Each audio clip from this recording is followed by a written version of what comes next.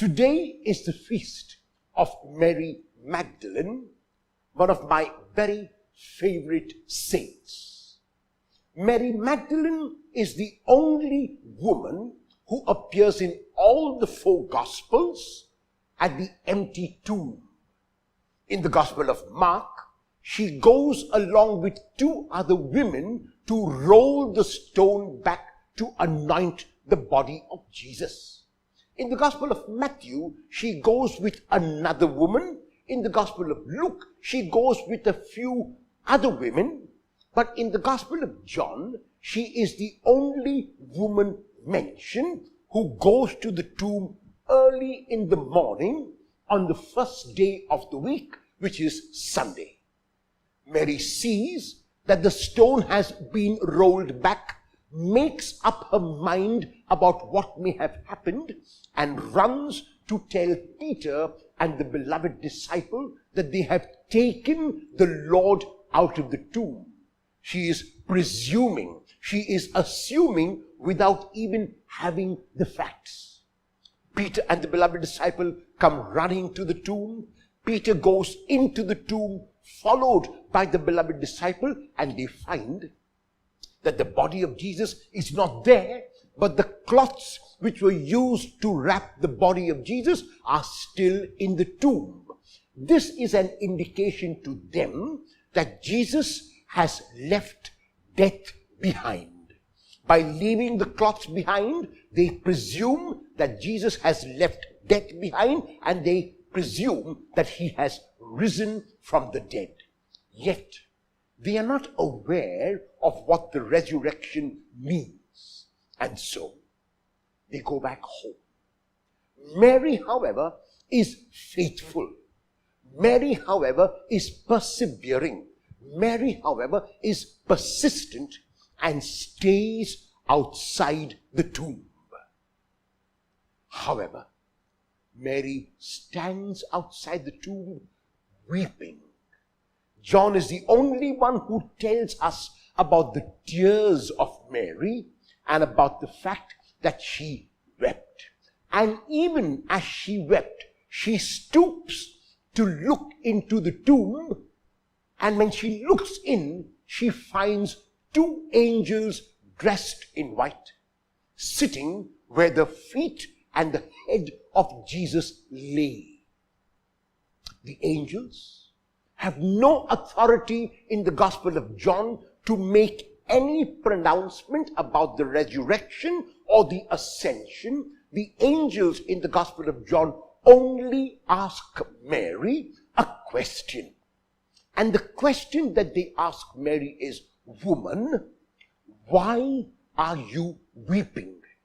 On the surface level, the question might seem like a question, but at a deeper level, it is a rhetorical question, which means the angels are saying to Mary, there is no cause to weep. There is no reason to weep. Mary, you ought not to weep. However, the tears of Mary prevent not only her seeing, the tears of Mary prevent her hearing, and the tears of Mary prevent her experiencing. Even as the angels finish their question, Mary responds to them. And her response is that they have taken the Lord out of the tomb. Mary doesn't specify who they is, but she simply imagines that the body of Jesus has been stolen. And she says, "We do not know where they have laid him." And even as she responds to the angel's question, Jesus stands by her side. However, the tears of Mary, the weeping of Mary, the self-pity of Mary prevents her from hearing and seeing Jesus. Her eyes are kept from recognizing Jesus. And Jesus repeats the question of the angels and adds another. He says to her, "Woman, why are you weeping? Tina zeteis." Tina zeteis in English means whom are you looking for? In the Gospel of John, this or a similar question is asked 3 times. The first time it is asked is in chapter 1, verse 38. When the 2 disciples of John go behind Jesus, Jesus realizes that they are coming behind him and turns and asks them, "Ti zeteite," what are you looking for? On the surface level, it will seem like a very courteous question. It will seem like a question for information. But on the deeper level, it means, what is your plan in life? What do you want from life? Why do you continue to live the way you do? That is the meaning of ti zeteite. What do you seek? The second time in chapter 18, verse 4, when Judas and the arresting party come to arrest Jesus, Jesus asks them a similar question, "Ti na zeteis," whom are you looking for? Unfortunately, they are not looking for the Lord, but the Jesus of Nazareth. When Jesus responds, "Ego eimi," I am, they draw back and fall to the ground. The reason is, the proper posture before God is always prostration. The proper posture before God is always to fall to the ground. The third time this question is asked is to Mary Magdalene when Jesus asks her, "Ti na zeteis." He repeats the question of the angels, "Woman, why are you weeping?" And the first question the angels ask, "Whom do you seek?" Now Mary wants the dead Lord. She does not want the risen Jesus. So Mary thinks that Jesus is the gardener. Now, why did Mary think that Jesus was the gardener? Why did she not think that he was a watchman? Why did she not think he was a stranger? Why did she not think he was anyone else? The reason is because Mary's heart was saying that only a gardener could fulfill her wishes. Only a gardener could fulfill what she wanted. Only a gardener could satisfy her need at this time. And though she looks at Jesus, the tears prevent her from seeing correctly, and she sees Jesus as a gardener, as one who could fulfill what she wanted. And what did she desire? She desired the dead Jesus. She desired the Jesus who was laid in the tomb. And so she says to Jesus, whom she thinks is the gardener, "Sir, if you have taken him away, tell me, and I will go and get him." But what would Mary do, does she imagine, with the dead body of Jesus? Would she sit with the dead body? If yes, then for how long? How long could she sustain that vigil over a dead body? So Mary is talking from emotion. Mary is not talking from reason. And the emotion, unfortunately, is not the emotion of love. It is the emotion of craving, the emotion of desire, the emotion of selfishness, and the emotion of self-pity. Jesus has asked her 2 questions. And Mary has not recognized him, nor has she recognized his voice. And then Jesus knows that the only way he can get Mary to come back to her senses, the only way he can get Mary to start thinking again and start feeling again correctly, is he calls her name. Jesus says to her, "Mary." And the moment she hears her name, she becomes alive. The moment she hears her name, she realizes that now she is the center of attraction as she wanted to be. The moment she hears her name, she becomes aware of everything around her. And at that moment, she recognizes Jesus. There are some who say that the reason why Mary recognized Jesus is because only he called her in that manner, and that is not the way to interpret this text. Because John does not tell us anything about the inflection in the voice of Jesus. John does not tell us anything about how Jesus called her name. John doesn't say, for example, and Jesus called her endearingly Mary.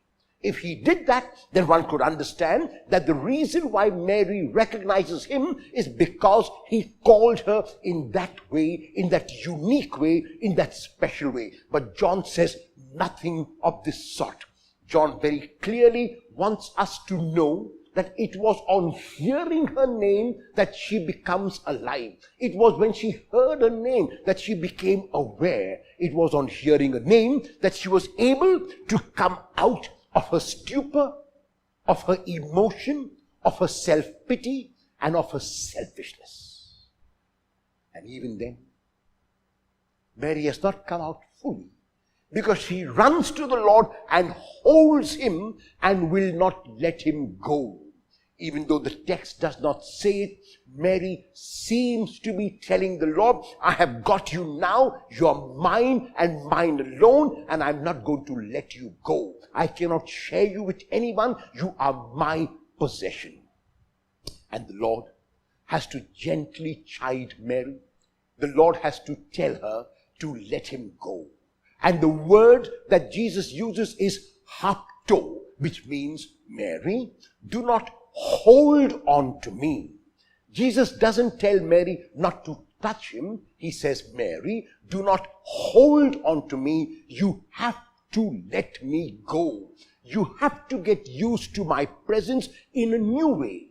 When I was with you historically, I was present as a human person. But now you have to let me go, and you have to get used to seeing me in your heart.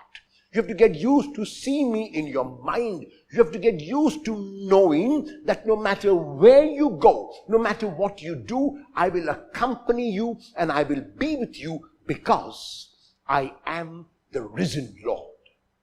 And the Lord, because he is the Lord, and the Lord, because he knows that Mary genuinely and truly loves him, makes Mary an apostle of the ascension.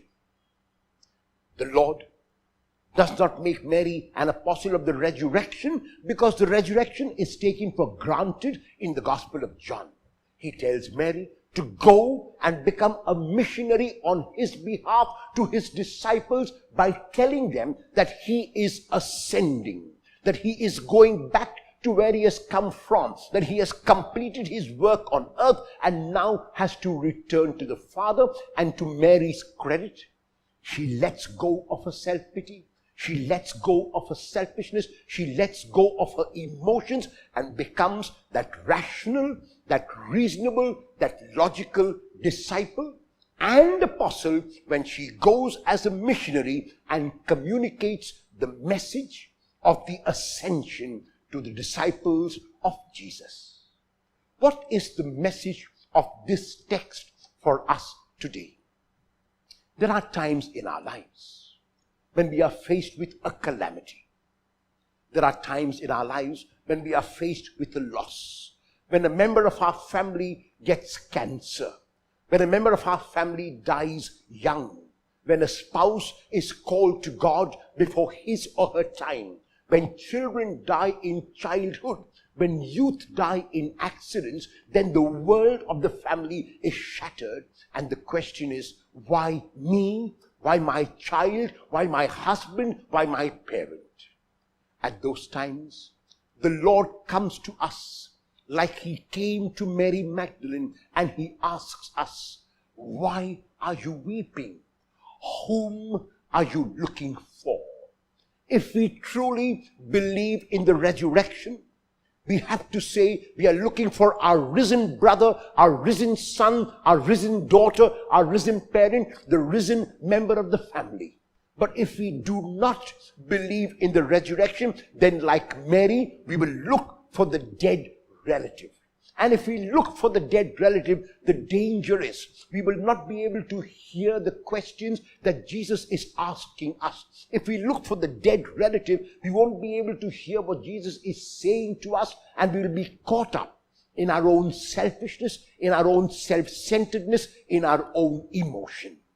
If we really look for the risen relative, if we look for hope, if we look for the positive, then it is possible that we will know that the question Jesus asks us is actually a rhetorical question, where he is telling us not to be afraid, telling us not to weep. He is telling us not to give in to depression, not to give in to the negatives, but to continue to have hope.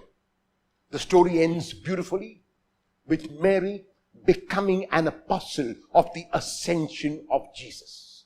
Let us pray on this feast of this beautiful missionary Saint Mary Magdalene, that each one of us will let go, like she did, of our self-pity, of our selfishness, of our tears, which prevent us from seeing and hearing and experiencing, and know that our Lord is alive, and that our God is a God of hope, our God is a God of peace, our God is a God of life.